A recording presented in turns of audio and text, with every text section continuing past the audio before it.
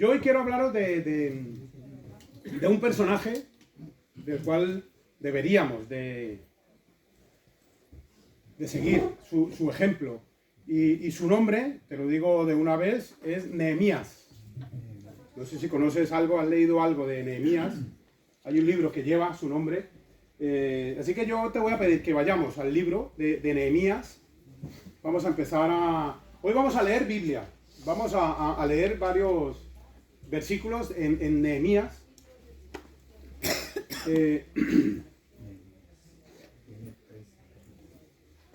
Su nombre significa Jehová consuela. Y se sabe poco según la Biblia, se sabe poco, nos dice poco del trasfondo de Nehemías, ni siquiera el lugar exacto de su nacimiento. Pues algunos eruditos dicen que nació en Persia, pero pues no se puede asegurar al 100%. Ocupaba una posición muy importante allí donde estaba, y era copero del rey Artajerjes, en Susa, que era la capital de Nehemías, el libro de Nehemías. Vamos a empezar a leer desde el capítulo 1, a empezar a leer algunos versículos. Hizo cosas este hombre impresionantes para la gloria de Dios y para su obra, para la obra de Dios, pues tanto que quedaron grabadas en un libro que lleva su propio nombre. Nehemías fue el tercer hombre líder de la restauración judía. Zorobabel dirigió el primer grupo de exiliados de vuelta a Jerusalén en los años 538 a 537 antes de Cristo.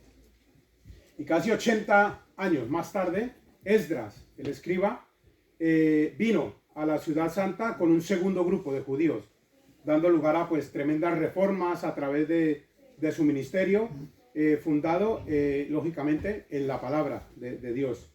Pero al pasar el tiempo las cosas degeneraron en Jerusalén nuevamente.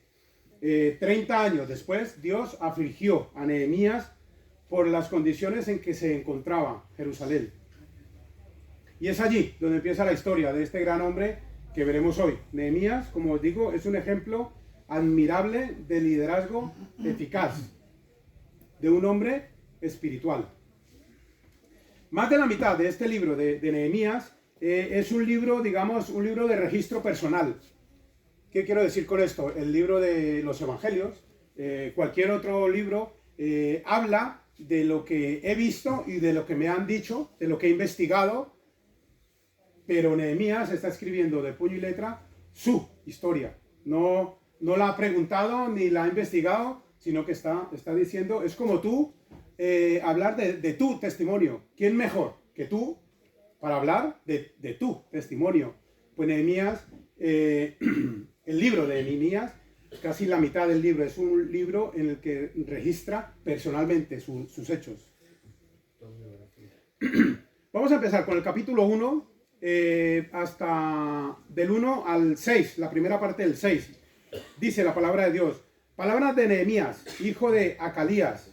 Aconteció en el mes de Quisleu, en el año 20, estando yo en Susa, capital del reino, que vino Anani, uno de mis hermanos, con algunos varones de Judá, y les pregunté por los judíos que habían escapado, que habían quedado de la cautividad, y por Jerusalén. Y me dijeron: el remanente, los que quedaron de la cautividad allí, en la provincia, están en gran mal y afrenta, y el muro de Jerusalén derribado y sus puertas quemadas a fuego. Cuando oí estas palabras, me senté y lloré, e hice duelo por algunos días, y ayuné y oré delante del Dios de los cielos, y dije: te ruego, oh Jehová, Dios de los cielos, fuerte, grande y temible, que guarda el pacto y la misericordia a los que le aman y guardan sus mandamientos. Esté ahora atento tu oído y abierto tus ojos para oír la oración de tu siervo, que hago ahora delante de ti día y noche por los hijos de Israel, tus siervos. Vamos a orar. Una vez más, Padre, gracias te damos por tanta misericordia que tienes con cada uno de nosotros, Padre. Realmente nos das muchas bendiciones sin merecer ninguna de ellas. Ayúdanos a poder ser conscientes de eso y alabarte y glorificarte con nuestras propias vidas, Padre. Permítenos poder ser ese testimonio que quieres tú que seamos cada uno, pero sabemos que para eso hace falta trabajo, y es trabajo moldeando o dejándonos moldear a través de tu Santo Espíritu nuestras vidas. Por eso te pedimos que nos ayudes a poder estar atentos a esta predicación, poder estar atentos al ejemplo de Nehemías, y que de esa manera podamos discernir lo que tú quieres que guardemos en nuestro corazón, y, ¿por qué no?, podamos tomar decisiones importantes para nuestras vidas. Te lo pedimos todo, Padre, en el precioso nombre de Cristo Jesús. Amén. Como podemos ver en esos primeros versículos, Nehemías era un hombre espiritual. Es decir, dependía de Dios. No estoy hablando de un hombre espiritual como los que se hacen creer espirituales, ¿no? Que muchas veces hasta andan, o sea, no les falta sino como levitar, porque yo soy muy espiritual. No estoy hablando de esa clase de personas.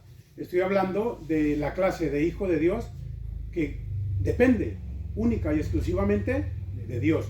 Cuando tiene dificultades, va a Dios en oración. Cuando tiene riquezas y tiene victorias, va a Dios a agradecerle. Ese es un hombre espiritual, y lo demuestra en estos versículos, porque de hecho dice en el versículo 4, cuando oí esas palabras lloré e hice duelo por algunos días, y ayuné y oré delante de los cielos. Yo aquí quiero meterme un poco con eso. ¿Tú lloras?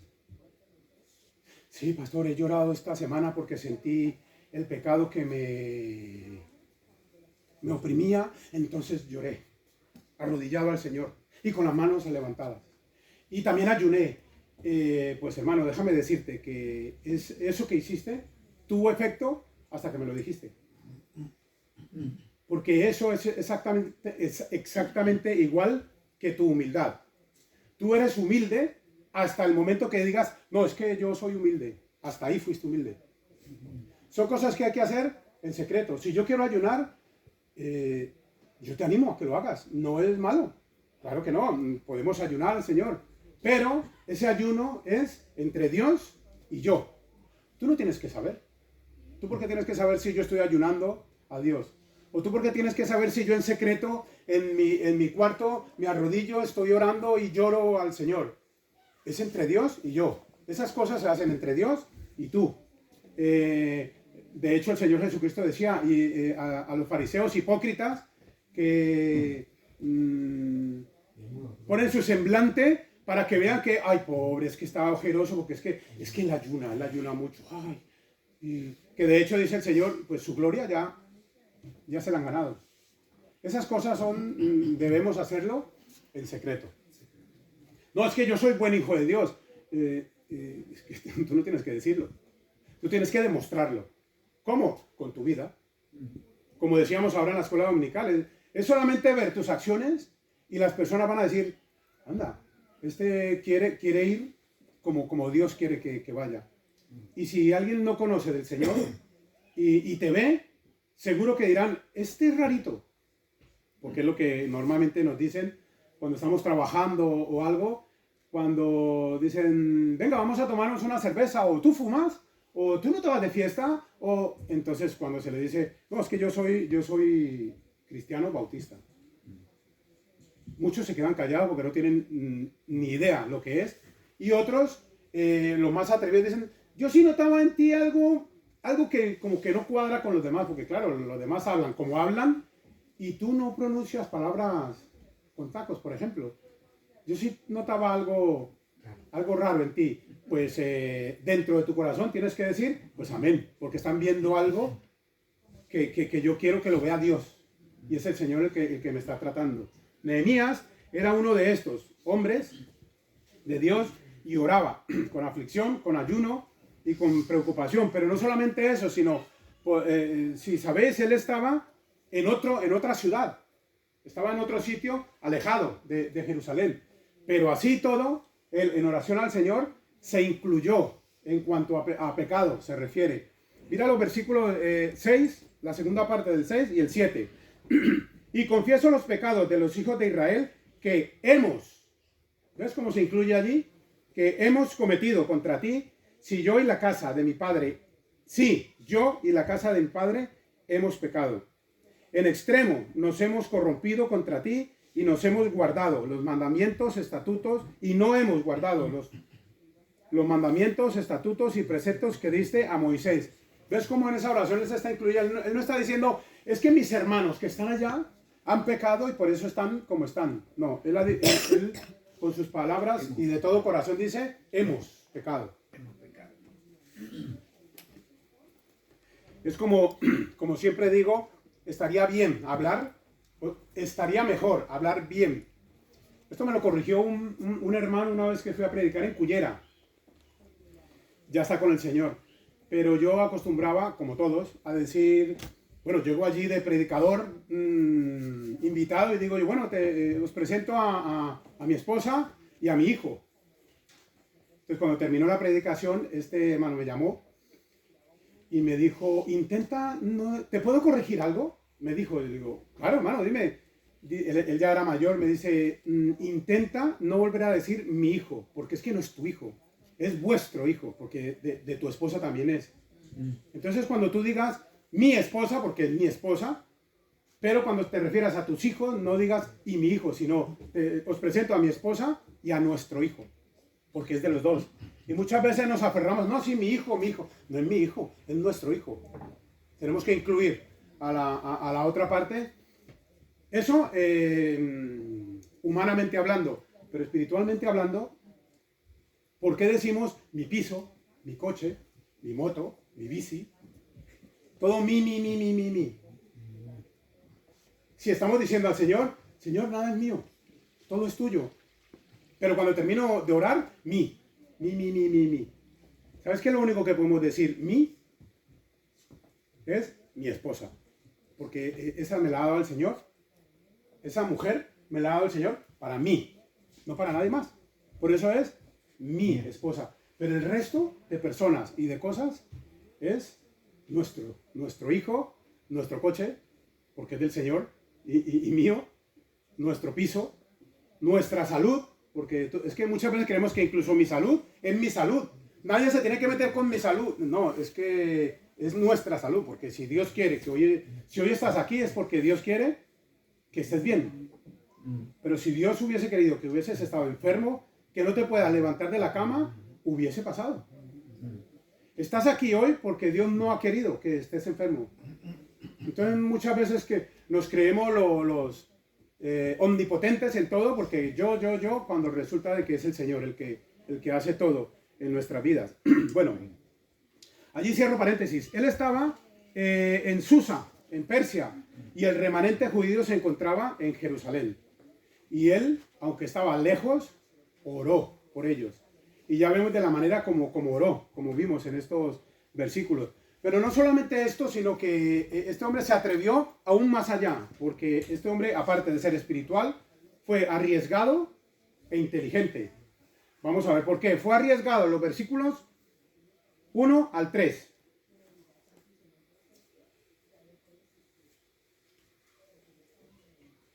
A ver,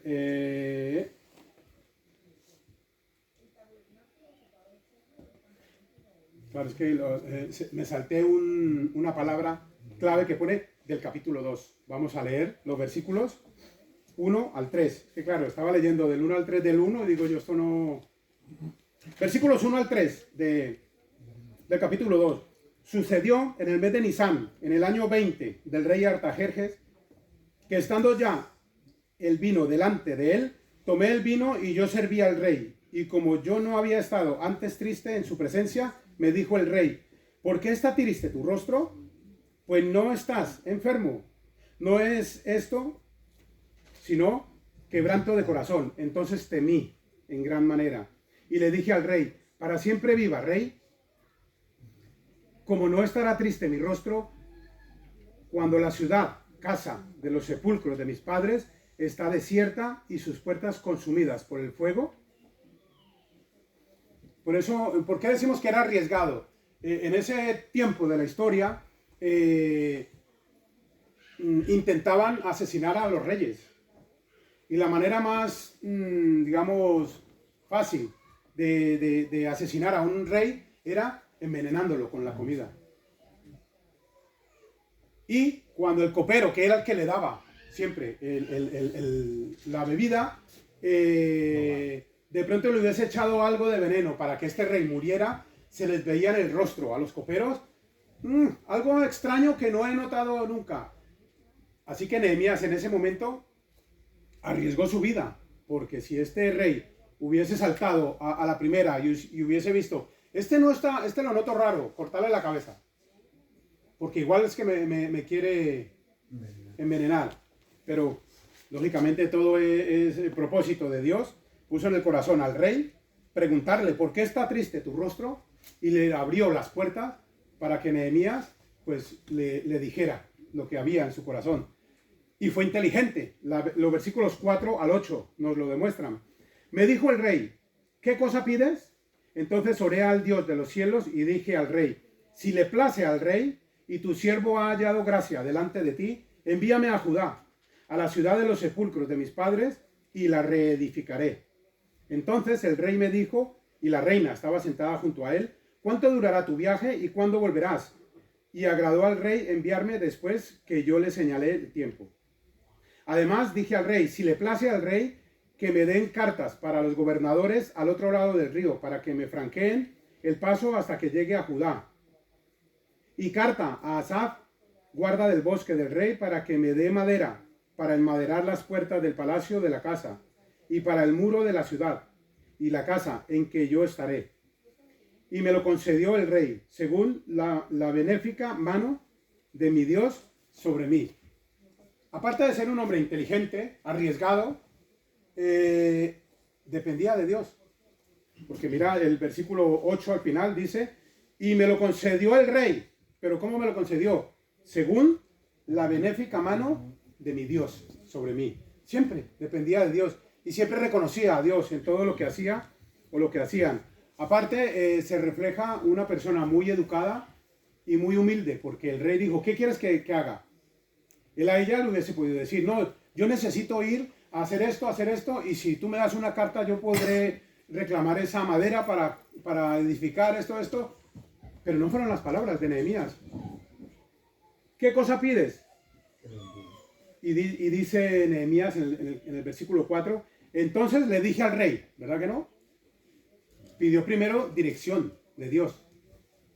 Entonces oré al Dios de los cielos, y ya después de eso, y dije al rey, si le place al rey, ¿ves? Con la humildad que hablaba, este hombre me hace acordar del apóstol Pablo, cuando está pidiendo algo a algún hermano. Siempre es, os ruego, por las misericordias, o a Filemón, cuando le habla con una manera tan especial, tan amorosa, que es que tú no puedes decir que no. Porque de la manera como te hablan, no te están exigiendo, aunque te podría exigir, pero no te están exigiendo. De hecho, el apóstol Pablo se lo hace ver a Filemón, en el libro, la carta de su nombre, esa cartita pequeñita, cuando le dice todo lo que está hablando de Onésimo, todo lo que él te deba, ponlo en mi cuenta. Aunque podría decirte que tú te debes a mí. Le dijo, o sea, le hizo ver, pero no lo voy a hacer. Ponlo a mi cuenta. Y este hombre exactamente hace aquí lo mismo. Usa esa manera de hablar tan amorosa y tan humilde. Si le place al rey y tu siervo ha hallado gracia delante de ti, entonces es cuando le dice, envíame y haz esto y esto. Y otra cosa también, si te place, dame cartas para que pueda pasar, para que me franqueen, me dejen pasar, me protejan, y también cartas para que pueda reclamar el tema de madera para las puertas.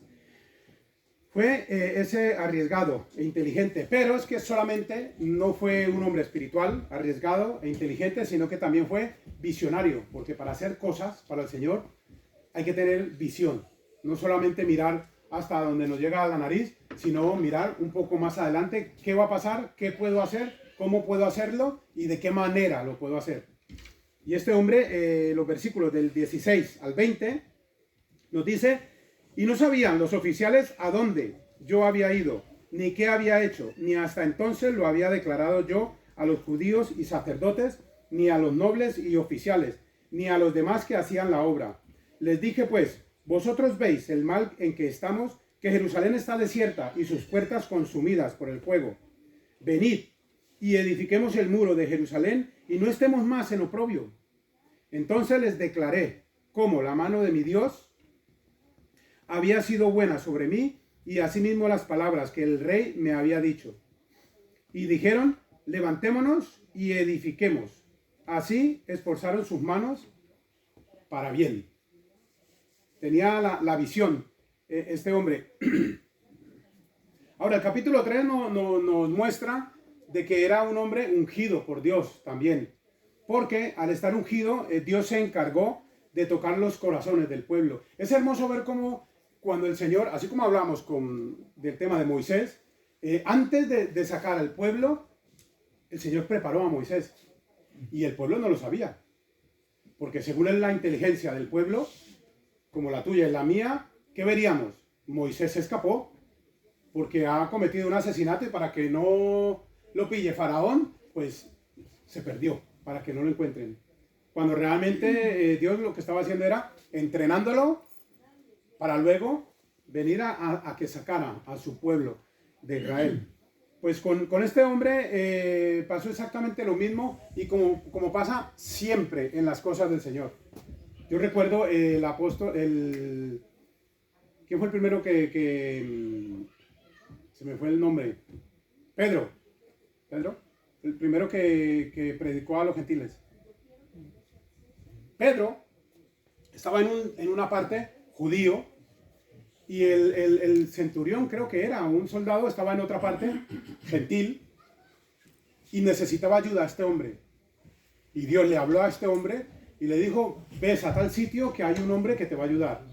Pero a su vez le hablaba a Pedro a decirle, vendrán a pedirte ayuda y tú vas a ir a ayudarles. ¿Y de qué manera se lo mostró? ¿No vamos a acordar de esa historia en Hechos? Le mostró una visión en cuanto había mucha carne que supuestamente eso es pecado comerla, eso es carne, ¿cómo se llama? Inmunda. ¿Cómo voy a comer esa carne, Dios? ¿Y qué le dijo el ángel? Lo que Dios bendice, tú no le llames inmundo. Pues exactamente, acto después, cuando va esta gente a buscarlo, que este hombre le dice, no sé si podrás entrar a donde estamos nosotros. ¿Cuáles fueron las palabras del apóstol? No te preocupes, que Dios me mostró que lo que Dios bendice, yo no puedo llamarlo inmundo. Y él no tuvo ningún problema en entrar en una casa de los perros, como normalmente les llamaban a los que no eran judíos. Él no tuvo problema. ¡Hala! Es que el Señor ha actuado en las dos partes. Y siempre el Señor actúa en las dos partes. Cuando alguien viene a ti a decirte, hermano, es que he pensado, te aseguro de que el Señor ya ha hablado con esa persona y a ti también te ha tocado para hacer eso. Yo le hablaba ahora al hermano Abel en cuanto al piso que vivimos. O sea, nosotros vivimos en un piso aquí, en la segunda altura de aquí mismo, del local. Es que somos muy listos, y lo buscamos aquí. No. De hecho, habíamos descartado Villarreal porque económicamente era demasiado caro. Y los pisos que conseguíamos, más o menos que se veía asequibles, eran cuarto, quinto, sin ascensor. Y yo sé que me veo muy guapo y joven, pero mis rodillas ya para subir una compra, un quinto sin ascensor, prefiero que no. Y habíamos descartado, estaban buscando por los pueblos alrededor. Y estábamos hablando con la dueña de este local por el tema económico del alquiler, cuando nos dice, oye, ¿no os interesará a vosotros un piso que me van a desocupar aquí arriba? Y a ella no le habíamos dicho absolutamente nada. ¡Guau, qué listo fui! No, el Señor tocó el corazón de esta persona y nos hizo esperar a nosotros de no alquilar otra cosa para hacer su voluntad. De la misma manera usó a las personas que restauraron el muro con Nehemías. A Nehemías le puso en su corazón, estando con el rey lejos de Jerusalén, pero cuando llegó allí, el Señor le puso en el corazón a los que estaban allí, que cuando hablara las palabras Nehemías, pues les tocara a ellos también el corazón y hicieran no lo que Nehemías quería, sino lo que Dios ya tenía planeado a través de Nehemías. De hecho, hay una palabra que se usa que es persuasión. ¿Sabéis lo que es eso? Hay muchos que tienen el poder de persuasión, de convencer a otras. Los vendedores, ¿te han llamado alguna vez? y tú dices, no, no me interesa. Y ellos dicen, ah, bueno, perdone. Y cuelgan, ¿no? Ellos enseguida siguen y siguen y siguen. Pero, ¿qué compañía tienes? No, tengo esta compañía. No quiero nombrar compañías porque no tengo por qué hacerle propaganda a ninguna compañía. De hecho, hermanos y amigos que nos van a escuchar en YouTube, no tienen por qué escuchar ninguna marca de estas, pero no, es que yo estoy con esta compañía y siempre algo sacan. Pero, ¿tienes esto? Porque nosotros te lo podemos dar. Y eso es un poder de persuasión. Pues ese mismo poder de persuasión deberíamos de anhelar cada hijo de Dios para predicar el evangelio a los que no lo conocen. Oye, es que yo soy cristiano. No, es que a mí no me gusta. Ay, vale, te vas como un perrito regañado y no le hablas, ¿no? Debes de ser valiente y tener ese poder de persuasión y saber cómo convencer a la otra persona de hacerlo. Ahora, también te digo, si tú vas a hablar de algo que no estás demostrando que tú lo crees, pues, imaginaos yo ahora diciendo, hermanos, cuando pongáis un traje tenéis que poneros una corbata roja. Son preciosas en los trajes. Claro, lo que vais a pensar es, pero si él ni siquiera tiene una corbata roja y está diciendo que no ponga corbata roja. Es un poco contradictorio, pues de la misma manera, si la gente no ve en mi vida que el Señor me está ayudando, ¿cómo voy a hablar yo del Señor que me está ayudando si no lo ven? Si yo estoy haciendo lo que a mí me dé la gana. Este hermano siempre dependía del Señor y por eso tenía ese espíritu persuasivo que persuadió de tal manera al pueblo que no les importaba ni el tiempo ni las condiciones que hubiesen para poder hacerlo. Mira, las tribus paganas vecinas se enojaron y se opusieron a ese esfuerzo que hacían los que iban a construir el templo, el muro.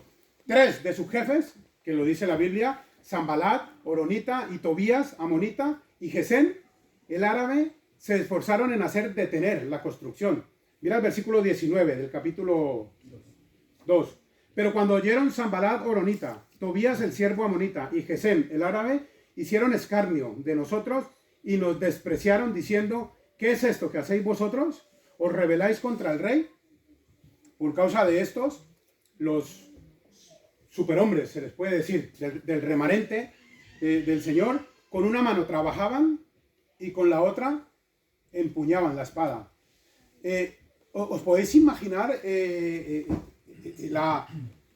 que no sé ni cómo llamarlo, las ganas que tenían, la obediencia que tenían al Señor, la visión que tenían de si yo hago esto, va a salir bien porque yo sé que Dios me está ayudando, nos ha dicho Nehemías, y me da igual el tiempo que haga, incluso con una mano tengo la espada y con la otra trabajo. Y no es invención mía. En el capítulo 4, versículo 7, dice, pero aconteció que oyendo Sanbalat y Tobías y los árabes, los amonitas y los de Asdod, que los muros de Jerusalén eran reparados porque ya los portillos comenzaban a ser cerrados, se encolerizaron mucho y conspiraron, vamos a continuar, y conspiraron, me perdí, y conspiraron todos a una para venir a atacar a Jerusalén y hacerle daño. Entonces oramos a nuestro Dios y por causa de ellos pusimos guarda contra ellos de día y de noche. Y dijo Judá, las fuerzas de los acarreadores se han debilitado y el escombro es mucho y no podemos edificar el muro. Y nuestros enemigos dijeron, no sepan ni vean hasta dónde, no sepan ni vean hasta que entremos en medio de ellos y los matemos y hagamos cesar la obra. Pero sucedió que cuando venían los judíos que habitaban entre ellos, nos decían hasta 10 veces, de todos los lugares de donde volviereis, ellos caerán sobre vosotros. Entonces, las partes bajas del lugar, detrás del muro y en los sitios abiertos, puse al pueblo por familias, con sus espadas, con sus lanzas y con sus arcos. Después miré y me levanté y dije a los nobles y a los oficiales y al resto del pueblo, no temáis delante de ellos, acordaos del Señor, grande y temible, y pelead, por vuestros hermanos, porque vuestros hijos y por vuestras hijas, por vuestras mujeres y por vuestras casas. Y oyeron nuestros enemigos nuestros enemigos que lo habíamos entendido y que Dios había desbaratado el consejo de ellos. Nos volvimos todos al muro, cada uno a su tarea. Desde aquel día, la mitad de mis siervos trabajaba en la obra y la otra mitad tenía lanzas, escudos, arcos y corazas. Y detrás de ellos estaban los jefes de toda casa de Judá. Los que edificaban el muro, los que acarreaban, los que cargaban, con una mano trabajaban en la obra y en la otra tenían la espada. Es increíble ver el poder de convencimiento del Señor a través de Nehemías, que a tal punto llegaron. ¿Que lo vamos a matar? Pues el Señor me ha mandado a esto y pues estoy armado con una mano y con la otra estoy trabajando lo que Dios me ha mandado a que haga. Aparte de todo esto, Nehemías también era fiel, era muy fiel a la obra. Y tal cual en el capítulo 6 pues nos narra todas estos acontecimientos. Tal cual como hemos leído en el 4, pues también nos lo repite un poco en el 6. Pero de igual manera tenemos que tener en cuenta que, por ejemplo, el versículo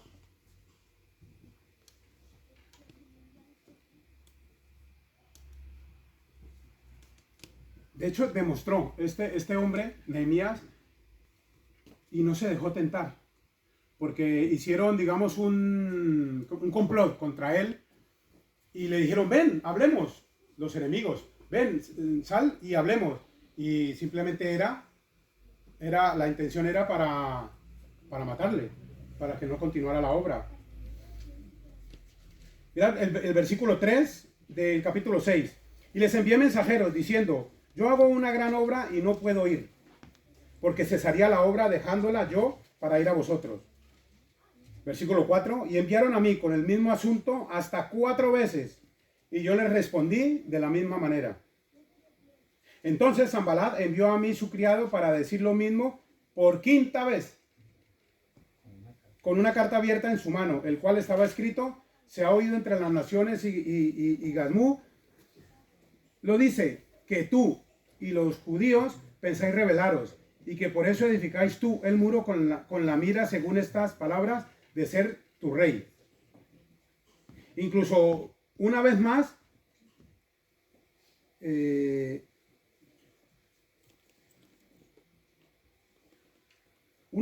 vemos en otro versículo que volvieron a decirle.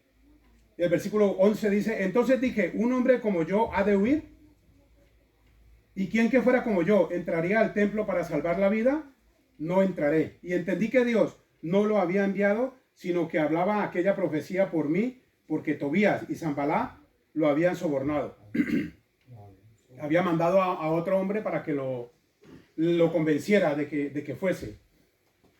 Acuérdate, Dios mío, de Tobías y de Sanballat, conforme a estas cosas que hicieron. También acuérdate de Noadías, profetiza, y de otros profetas que procuraban infundirme miedo. Y por fin, el versículo 15 dice, fue terminado pues el muro el 25 del mes Elul en 52 días. Y cuando lo oyeron todos nuestros enemigos, temieron porque todas las naciones que estaban alrededor de nosotros, y se sintieron humillados y conocieron que por nuestro Dios había sido hecha esta obra.